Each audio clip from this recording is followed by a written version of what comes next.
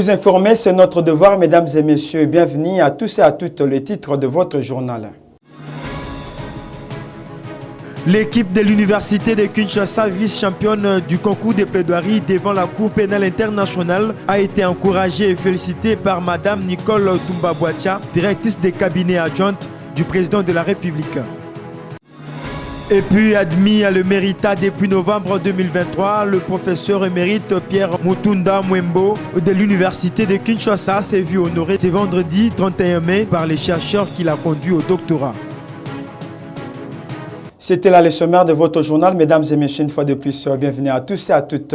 L'équipe de l'Université de Kinshasa, vice-championne du concours des plaidoiries devant la Cour pénale internationale, a été reçue au Palais de la Nation par Madame Nicole Ntumba-Boatia, directrice de cabinet adjointe du président de la République. Il était question au cours de cette rencontre d'encourager ces futurs juristes qui ont représenté valablement la RDC dans ces concours. Suivez. Madame Stacy Adams. Après leur sélection à Kinshasa pour avoir présenté les meilleures mémoires retenues à la faculté de droit, 4 étudiants de l'Université de Kinshasa viennent de représenter la République démocratique du Congo à des concours organisés à Bruxelles, en Belgique et à La Haye, aux Pays-Bas, devant la Cour pénale internationale. Ces futurs juristes ont été reçus au Palais de la Nation par Madame le directeur des cabinets adjoints du chef de l'État, Nicole Tumba-Boatia, professeur en droit international, qui les a vivement félicités au nom du président de la République. Arriver à un procès fictif à la CPI en battant les grandes universités françaises, américaines, parce qu'il y en avait du Canada, je pense, pour le concours Rousseau, c'est un exploit. Je dis toujours, et je leur ai dit ici, que vous savez, votre mère peut avoir la gale, mais ça reste votre mère. On a l'obligation sentimentale et patriotique même de la soigner. Et ils l'ont soignée en nous rapportant un prix, le prix du meilleur orateur dans la personne de Madame Deborah Sabanga et le prix de la deuxième place pour le concours de procès fictif à ces pays pour c'était quoi, un trophée d'ensemble. La joie est incommensurable. Et au nom du chef de l'État, je pense qu'il était important de recevoir ici, dans leur maison, à la présidence, pour leur témoigner d'abord combien est-ce que le chef tient à la jeunesse. Et je leur ai rappelé ici que parmi les 6 piliers, les 6 objectifs que le président a mis en place pour son deuxième mandat, il y a en première place la jeunesse. Ces jeunes ambassadeurs de la RDC ont participé au concours Charles Rousseau sur les droits internationaux à Bruxelles, où mademoiselle Deborah Sabanga a reçu les prix des 6e meilleure oratrice, meilleure plaideuse devant les étudiants venus de plusieurs universités du monde. Le trophée que je porte dans mes mains, c'est le trophée de meilleur orateur au concours de procès simulé devant la Cour pénale internationale que j'ai pu gagner parce que mon équipe avait été qualifiée en finale et que le jury a décidé qu'au regard de mes interventions, j'étais à même d'obtenir ce trophée-ci. Au total, l'équipe ramène 2 trophées. D'abord, les trophées de la 2e place qui a primé l'équipe parce qu'elle est arrivée en finale, mais malheureusement, on n'a pas gagné. Et c'est comme ça que l'équipe a ramené le trophée de la 2e place, mais également le trophée de la meilleure oratrice qui tient Deborah Sabanga entre ses mains. À La Haye, devant la Cour pénale internationale, l'équipe de la RDC est allée jusqu'à la finale où elle est sortie 2e en rapportant également les prix des meilleurs plaideurs. Il est de noter que cette équipe est bel et bien constituée de membres de la cassation toge noire de l'Université de Kinshasa. Admis à l'éméritat depuis novembre 2023, le professeur émérite Pierre Mutunda Mwembo de l'Université de Kinshasa s'est vu honoré ce vendredi 31 mai par les chercheurs qui l'ont conduit au doctorat. La cérémonie d'hommage s'est faite concomitamment avec le vernissage de son mélange. Junior Moulumba était là pour le compte de l'info scientifique. Aujourd'hui, c'était une cérémonie d'hommage à l'occasion de mon admission à l'émérita. En fait, j'ai été admis en novembre 2023, mais aujourd'hui, ce sont les chercheurs que j'ai diplômés, que j'ai conduits au doctorat.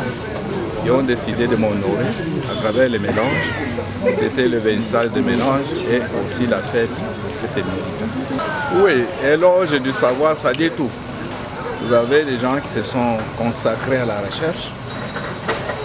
Et aujourd'hui, je suis content que les gens que j'ai promus puissent me rendre hommage. Pourquoi? Parce que moi, j'ai reçu des autres. J'ai reçu le savoir. Mais je dois aussi transmettre le flambeau parce que quelqu'un disait c'est mal de récompenser des disciples que de toujours rester leur maître. Il faut aussi en faire des maîtres. Voilà ce que j'ai accompli comme travail. Et puis, s'est clôturée la 42e session ordinaire du conseil d'administration des universités du CEPROMAD, c'est 31 mai 2024 au campus de Massina Petro-Congo à Kinshasa.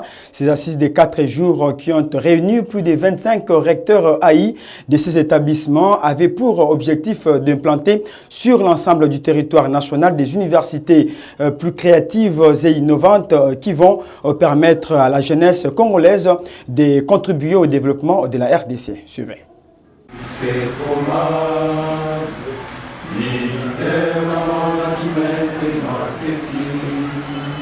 Selon les présidents du conseil d'administration des universités du CEPROMAD, les professeurs émérites Oscar Nsama-Nolutu, ces assises des 4 jours qui ont réuni plus de 25 recteurs AI des universités du CEPROMAD provenant de partout en RDC vont permettre à ces différents chercheurs d'échanger sur la transformation des sciences managériales et de créativité. Les patrons de l'UNIC précisent par ailleurs que les soucis de l'université du CEPROMAD est d'implanter sur l'ensemble du pays des universités plus créatives et innovantes pour permettre à la jeunesse congolaise de réaliser des recherches susceptibles afin de contribuer au développement de la RDC. Je souhaite la bienvenue à tous les participants et vous exhorte à respecter les 4 valeurs directrices qui vont nous guider pendant ces assises, à savoir la responsabilité, disponibilité, redevabilité et communication. Ainsi, avant toute chose, permettez-moi de dire merci au chef de l'État, Félix Antoine Tshisekedi, au gouvernement sous la houlette du Premier ministre Sama Lukonde. Ces premiers jours a connu également la nomination de quelques nouveaux membres des différentes universités du CEPROMAD. Il faut rappeler que ces assises seront clôturées le vendredi 31 mai avec quelques recommandations.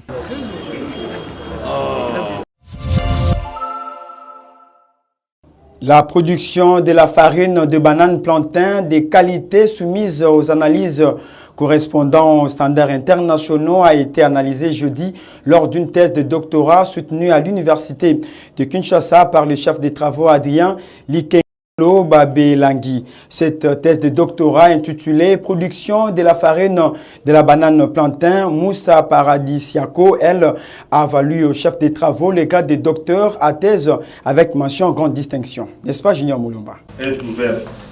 Cette dissertation doctorale intitulée « Production de la farine de banane plantain Moussa Paradisiako L » selon le système d'analyse des risques de points aux critiques pour leur maîtrise HACCP a visé de fabriquer une farine de banane plantain de très haute qualité produite et conforme au système HACCP, a indiqué l'auteur de cette thèse, le chef des travaux Adrien Likengelo Babelangi du département des sciences et de gestion de l'environnement de la faculté des sciences et technologies de l'université de Kinshasa. Selon le récipiendaire, il a été également question d'intégrer les principes du système HACCP dans le schéma directeur de la production de la farine de haute qualité avec les endocarpes des mousses paradisiaco, elle, de déterminer les conditions de séchage optimales des endocarpes des mousses paradisiaco, elle, pour l'obtention de la farine de haute qualité et d'augmenter la durée de conservation des cossettes ou de la farine séchée plusieurs années durant lesquelles la farine garde ses propriétés organoleptiques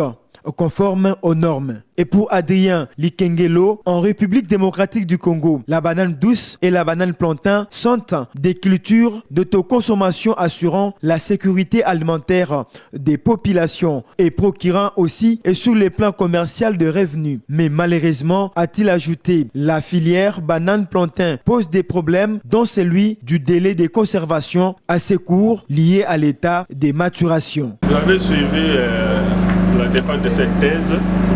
C'est une thèse qui vient d'appliquer une norme internationale de production. Vous savez que notre pays a adopté plus de 1000 normes et que pratiquement aucune terre n'a été certifiée. Donc il y a un manque d'accompagnement de l'implémentation des normes au niveau du pays. Nous avons essayé de relever ce défi en appliquant une norme internationale de sécurité alimentaire, HACCP, pour la production de la farine de haute qualité. C'est une farine qui peut franchir les frontières nationales. Vous savez que le développement d'un pays est lié au développement de l'industrie. Et qui dit développement de l'industrie, dit l'exportation. Lorsqu'on n'exporte pas, il est difficile de se développer. Pour le moment, nous comptons beaucoup sur la cueillette, les matières premières, les minéraux, et ce n'est pas ça que nous développons. Le pays se développe par la transformation. Quand vous voyez tous les pays développés du monde, même le Japon, qui n'ont rien dans le sous-sol, mais qui sont des grandes puissances, c'est la transformation. Après un débat houlé avec le membre du jury, la décision tombe. Monsieur le chef de travaux, Adrien Likengelo Babelangui, a réussi avec la mention grande distinction. Les insignes, diplômes et grades académiques lui ont été conférés pour la jouissance de son grade de docteur à thèse.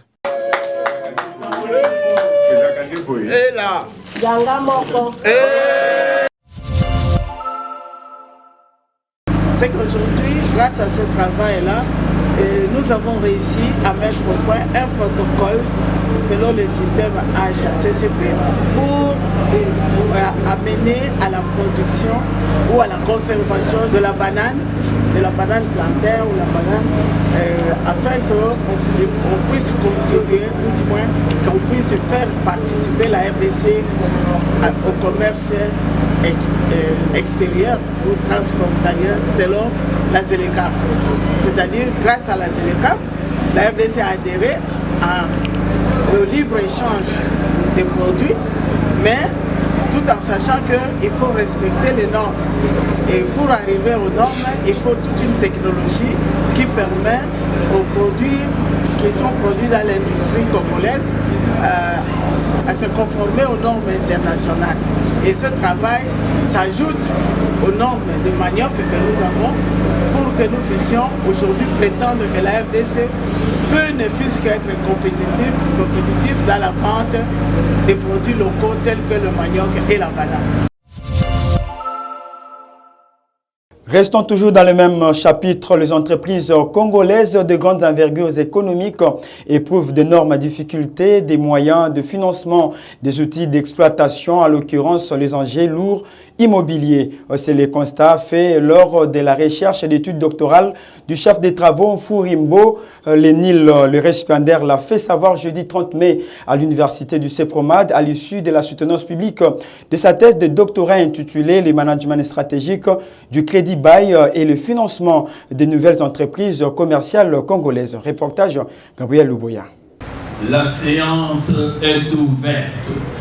C'est en présence du président du conseil d'administration des universités du CEPROMAD, membres des jurys et autres, que le chef de travaux Mfurimbo Lenil a fait savoir qu'aucun n'ignore que la RDC reste toujours la main tendue à la recherche des financements et des crédits auprès des bailleurs des fonds. Nombreuses sont les entreprises qui donnent à penser au crédit bail et au financement des autres entreprises. Alors que le contexte managérial s'inscrit en faux à cette attitude puisqu'il préconise l'autofinancement. Les chercheurs précisent par ailleurs, puisqu'on sait que la main qui donne est toujours au-dessus de celle qui reçoit, un manager digne de son nom n'acceptera pas que tout lui soit apporté de l'extérieur concernant la création des richesses et des milliardaires. À en croire l'impétrant, cette dissertation doctorale propose les modèles Mbo Leasing, dont ses spécificités sont notamment une mutuelle de financement, une constitution d'un bureau d'experts et d'un fonds souverain. Après délibération à huis clos, la décision du jury. Monsieur le chef de travaux,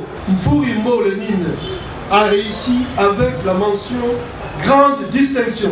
Un signe, diplôme et grade académique lui a été décerné pour la pleine jouissance de son nouveau grade. Des docteurs en management stratégique et sciences économiques qui lui permet de reconnaître ses longs parcours de la recherche. J'ai suscité, j'ai ressuscité, j'ai provoqué une augmentation du PIB, vous voyez, le travail, la rationalité et puis l'implication de l'État dans les affaires privées, mais d'une façon rationnelle, d'une façon qui fasse en sorte que le public constate que l'État est maintenant complice et redevable de toutes ces actions maintenant au sein de la société congolaise. Vous m'avez vu aujourd'hui avoir un doctorat, mais j'en suis pas à mon premier essai.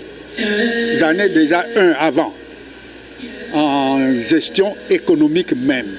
Maintenant, j'ai fait le management. Cette soutenance s'est clôturée à la satisfaction de tous.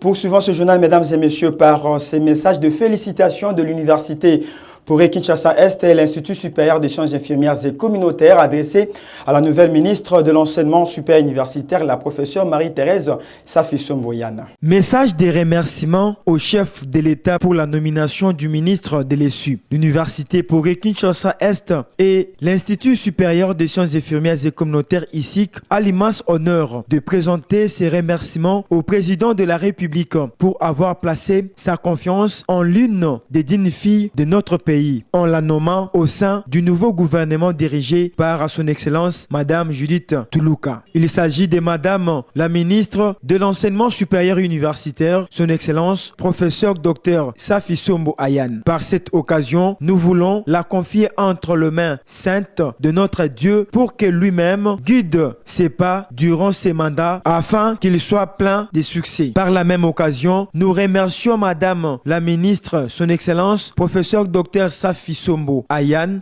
pour ses nouvelles fonctions à la tête du ministère de l'enseignement supérieur et universitaire. En outre, l'université Poré Kinshasa-Est et ISIC vous assure de son accompagnement inconditionnel durant ces mandats qu'il place sur les signes de l'innovation et du progrès scientifique en RDC. Pour l'université Poré Kinshasa-Est et ISIC, le docteur Emmanuel Kaoussou Mwanzaka, recteur et chancelier. Conférence sur les élections RDC, enjeux, défis et perspectives organisée à la faculté des sciences sociales, administratives et politiques de l'université de Kinshasa. Cette assise qui a abordé des questions liées aux échéances électorales du 23 décembre 2023 RDC et leur impact sur la 4e législature a pour objectif de créer une synergie entre le monde politique et milieux scientifiques. Dieu merci Bombo, nous en dit plus.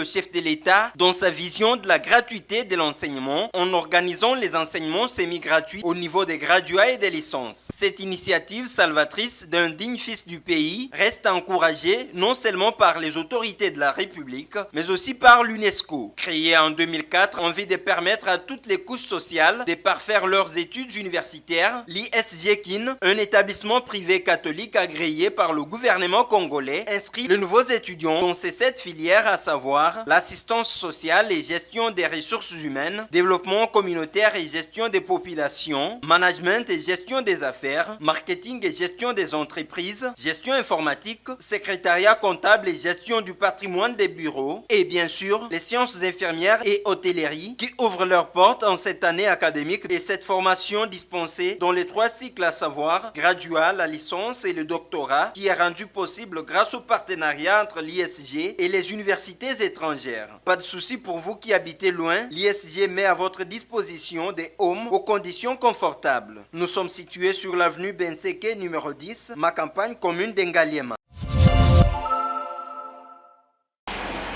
Faire le choix d'une institution de qualité garantit l'avenir de vos enfants. Chers parents, diplômés d'État, vous qui vivez dans la partie Est de la capitale congolaise, voici l'Université Progrès Kinshasa Est et l'Institut supérieur des sciences infirmières et communautaires. Ces deux établissements, approuvés par le ministère de l'Enseignement supérieur et universitaire, à peine 6 ans d'existence, réalisent des exploits énormes sous son fonds propre, des bâtiments de 4 niveaux, sans oublier d'équipements de certains bureaux, d'un patrimoine forestier servant de milliers didactiques pour la faculté des sciences et d'environnement. À PUC et ISIC, pas de souci de se documenter en ligne car le site est couvert d'une connexion Wi-Fi permettant aux apprenants de mener paisiblement les recherches, mais également une salle d'informatique bien équipée. PUC et ISIC disposent des panneaux solaires pour les étudiants de la vacation soir, un bus permettant les déplacements de ces apprenants lors de séances pratiques. Situé dans la périphérie de la ville-province de Kinshasa, où la plupart des parents ont un faible revenu, mais ce fils du pays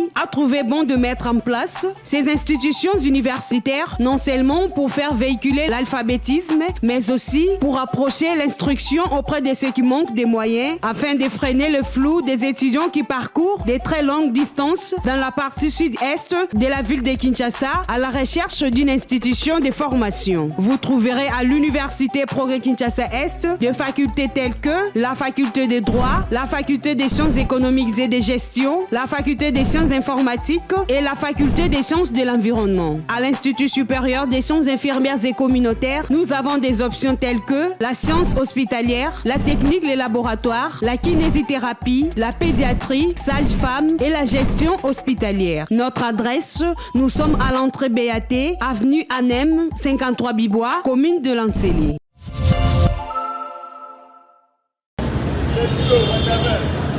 Pour accompagner la vision du chef de l'État axée sur la couverture sanitaire universelle, la Fondation Mbanga Mamou et la Fumbam Asbel, en collaboration avec Elvic Saint-André Medical Center, organise une campagne de dépistage semi-gratuit des maladies chroniques du 22 mai au 1er juin 2024. Vous qui souffrez des maladies telles que le diabète, l'hypertension, l'insuffisance rénale et cardiaque, la cirrhose des foies et autres, voici pour vous une opportunité à ne pas rater. Venez vous faire dépister à $30 seulement pour toutes ces maladies et bénéficier d'une meilleure prise en charge efficace et par des personnels soignants hyper qualifiés. Alors ici, nous vous donnons l'opportunité de dépister des maladies telles que l'hypertension artérielle, les diabètes sucrés de type 2, la gastrite chronique généralement, la cirrhose du foie, l'insuffisance cardiaque, l'insuffisance rénale et tant d'autres. Vous qui ressentez des fois des vertiges récurrents, permanents ou qui avez des maux de tête, qui vous êtes à la maison à prendre plein de calmants mais ça ne marche pas.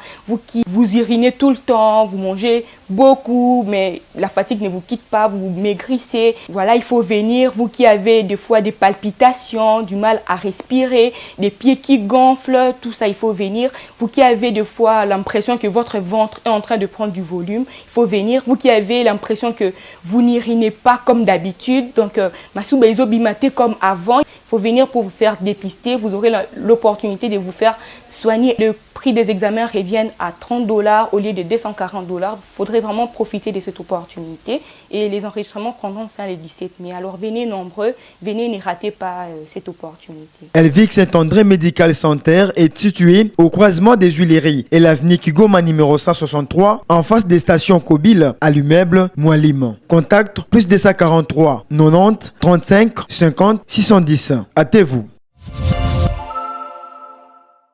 Mesdames et messieurs, c'est par ici que nous mettons fin à cette grande édition de l'info scientifique. Merci, vous nous avez suivis en cours de diffusion. Voici l'essentiel à retenir.